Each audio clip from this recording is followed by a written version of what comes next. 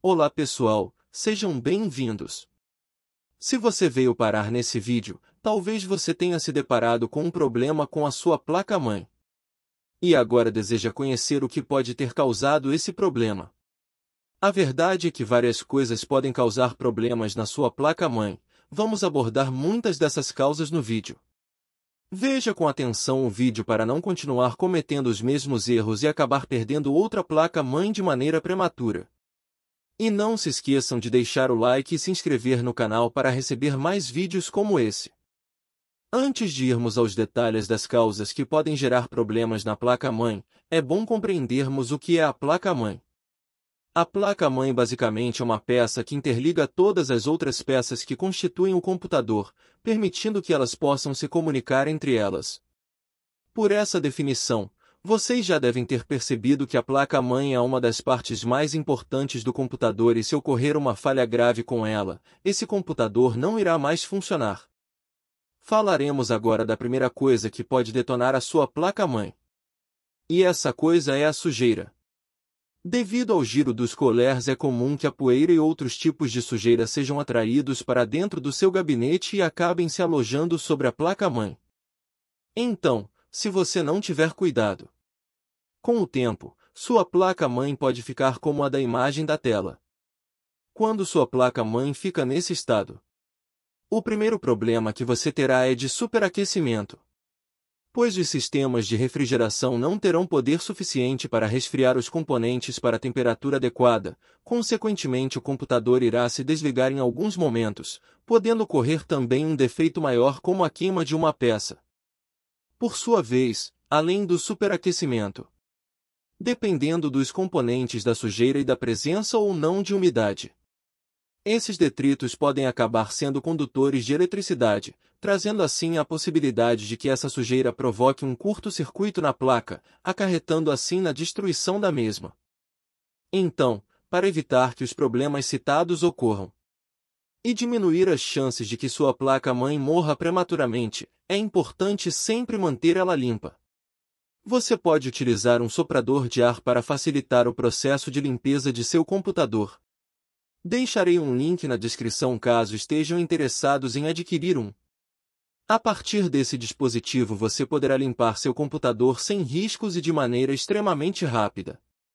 Não esqueça de fazer essa limpeza a cada 6 meses ou 1 ano. Avalie também a quantidade de sujeira no ambiente.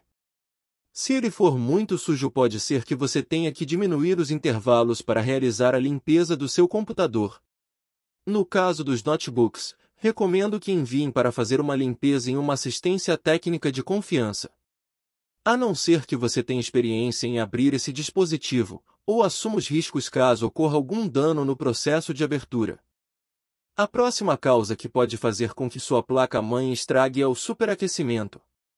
Observamos que a sujeira pode ser um dos fatores que podem gerar o superaquecimento e já vimos como resolver o problema da sujeira. Mas, existem vários outros fatores que também podem gerar o superaquecimento. Vamos discutir esses fatores a seguir, bem como a forma de contorná-los. Uma das coisas que pode levar ao superaquecimento é o overclock. Por isso, o ideal é evitar de fazê-lo. Mas, caso você faça, deve observar a temperatura dos componentes da placa-mãe, para garantir que eles estão funcionando dentro dos padrões estabelecidos de modo a tentar garantir uma maior vida útil à sua placa-mãe. No caso de overclock de processador, além, claro, de observar a temperatura do próprio processador, você também deve observar a temperatura do circuito da placa-mãe que gera a alimentação do processador. Uma vez que, comumente, esse circuito também será forçado pelo processador trabalhando além das suas especificações. Para medir a temperatura de alguns componentes da placa-mãe, que não possuem sensores de temperatura, você irá precisar de um termovisor como esse que está sendo apresentado na imagem. Deixarei links na descrição caso estejam interessados em adquirir esse produto. Outro fator que pode provocar superaquecimento é o ambiente onde o computador esteja instalado.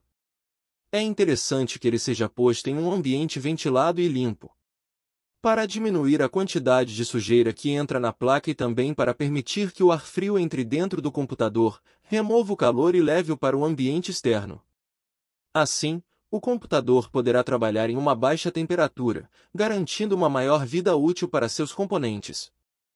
E o último fator que pode gerar superaquecimento seria o desbalanceamento de peças. Por exemplo, você botar um processador Core i9 em uma placa-mãe de entrada. É esperado que essa ação irá forçar o VRM da placa-mãe e consequentemente gerará um superaquecimento que pode fazer com que essa placa-mãe tenha uma menor vida útil. Uma coisa parecida pode ocorrer com a fonte de alimentação.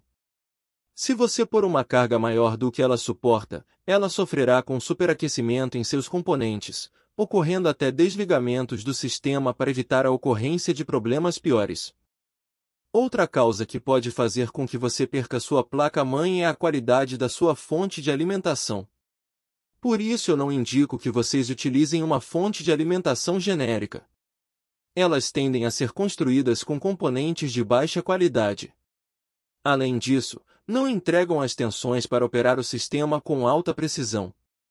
Por isso, com o tempo utilizando essas fontes de baixa qualidade, podem surgir problemas no seu computador, entre eles pode ocorrer a perda da placa-mãe.